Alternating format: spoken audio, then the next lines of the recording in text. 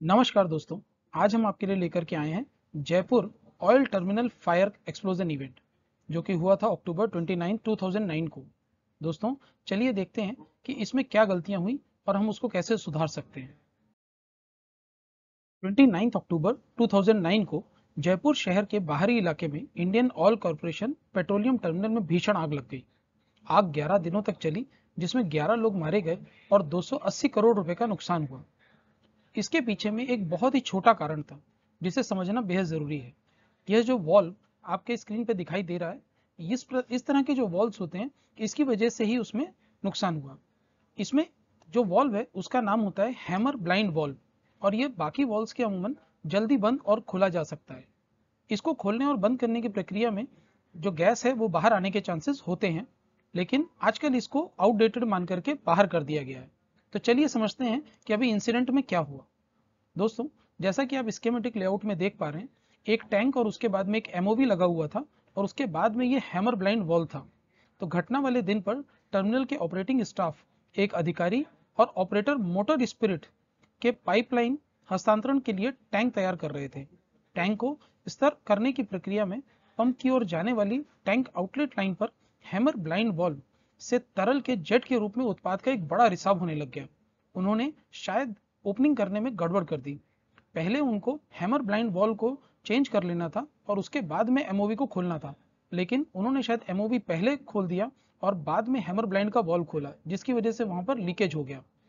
यह पाया गया कि वॉल्व के शीर्ष पर खुले स्तर से मोटर तरल जो था वो स्पिरिट के रूप में बाहर आने लगा, क्योंकि टैंक से जुड़ने वाला एमओवी या हथौड़ा ब्लाइंड जिसे कहते हैं, उसका रिवर्सल का जॉब शुरू होने से ही पहले खुली दिशा में स्थिति में था।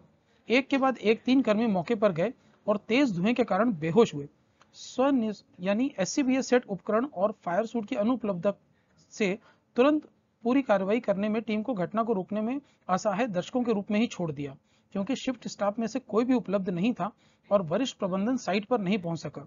रिसाव 75 मिनट तक जारी रहा, इससे पहले कि इससे एक बड़ा विस्फोट होता और उसमें इग्निशन लग गया। रिसाव शुरू होने के लगभग 1 घंटे और 15 मिनट के बाद एक बड़ा विस्फोट हुआ, जिसके बाद पूरे प्रतिष्ठान को कवर करने वाला एक विशाल आग का गोला बना और इग्निशन का स्रोत जिसने विस्फोट और आग को ट्रिगर किया, एक प्रशासनिक ब्लॉक के जो नियर बाई में विद्युतीय उपकरण लगे हुए थे उसकी वजह से हुआ। यह विद्युतीय उपकरण जो थे ये नॉन फ्लेम प्रूफ होते हैं और इसकी वजह से ये इग्निशन मिल गया। तो दोस्तों, इस तरह के इंसिडेंट होने के पीछे में बहुत सारे कारण होते हैं, क्योंकि एक ही फेलियर की वजह से इस तरह के इंसिडेंट नहीं होते। तो चलिए जानते हैं कि इसमें ह्यूमन फैक्टर क्या रहा। ह्यूमन फैक्टर, जब वो लोग वॉल्व खोलने के लिए गए तो उन्होंने करेक्ट सीक्वेंस उसका नहीं रखा है। इसकी वजह से गलत वॉल्व पहले खुला और बाद में दूसरा वॉल्व खोलने की वजह से वहां से लीक हो गया। दूसरी बात कि उनका जो कंट्रोल रूम था वो अनमैन्ड रह गया, जो आदमी शिफ्ट में आना चाहिए था वो ड्यूटी पे नहीं आया। और तीसरा कि उन लोगों को जो प्रोटेक्टिव इक्विपमेंट मिलने चाहिए थे रेस्क्यू वर्क करने के लिए वो भी वहां मौजूद नहीं थे। तो जो प्रिवेंटिव बैरियर थे वो भी फेल हुए और मिटिगेटिव भी फेल हो गए। इसके अलावा फिजिकल फैक्टर अगर हम देखते हैं तो हैमर ब्लाइंड जो वॉल्व रहता है इसमें से लीकेज हुआ। जो एमओवी था वो ओपन कंडीशन में छोड़ दिया गया और जैसे ही हैमर ब्लाइंड वॉल्व का काम शुरू किया गया रिवर्सल का, उसी समय वहां से लीक होना शुरू हो गया। और जो रेस्क्यू ऑपरेशन थे वो जो टैंक आइसोलेशन फैसिलिटी के लिए होने चाहिए थे डाइक एरिया में, वो एमओवी बटन्स के थ्रू होने चाहिए थे, जिनके पुश बटन्स जो हैं वो टैंक के बाउंड्री से दूर होने चाहिए। तो इसकी वजह से, इन फिजिकल फैक्टर्स की वजह से भी रेस्क्यू ऑपरेशन नहीं हो पाए।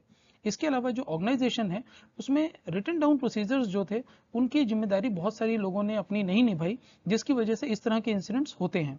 और फैसिलिटी को रिमोट क्लोजिंग जो होना चाहिए कंट्रोल रूम से या ऑटोमेटिक क्लोजिंग होना चाहिए इस तरह के फेलियर में, वो चीज़ें वहां पर मौजूद नहीं थी। इसके अलावा जब लोगों ने इस तरह के प्रोसीजर्स पे काम किया और उसके बावजूद भी इस तरह का जो करंट प्रैक्टिस चल रहा था उसका फीडबैक नहीं दिया, उसकी वजह से भी ये इंसिडेंट हुआ। और लास्ट बट बहुत इंपॉर्टेंट है कि कोई भी अल्टरनेट इमरजेंसी एग्जिट उसमें नहीं था, जिसकी वजह से चलिए लीक हुआ, उसकी वजह से कोई इंसिडेंट होता तो कोई इक्विपमेंट डैमेज हो सकता था, लेकिन उसके साथ साथ में लोगों की जान भी चली गई।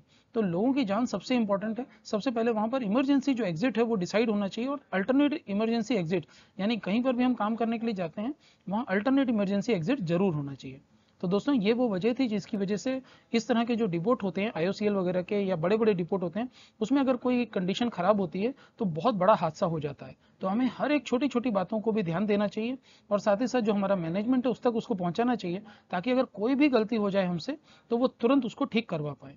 आप सभी लोगों का चैनल के साथ जुड़े रहने के लिए धन्यवाद। हम आगे भी इसी तरह के जो लर्निंग फ्रॉम इंसिडेंट है वो आपके लिए लेके आते रहेंगे।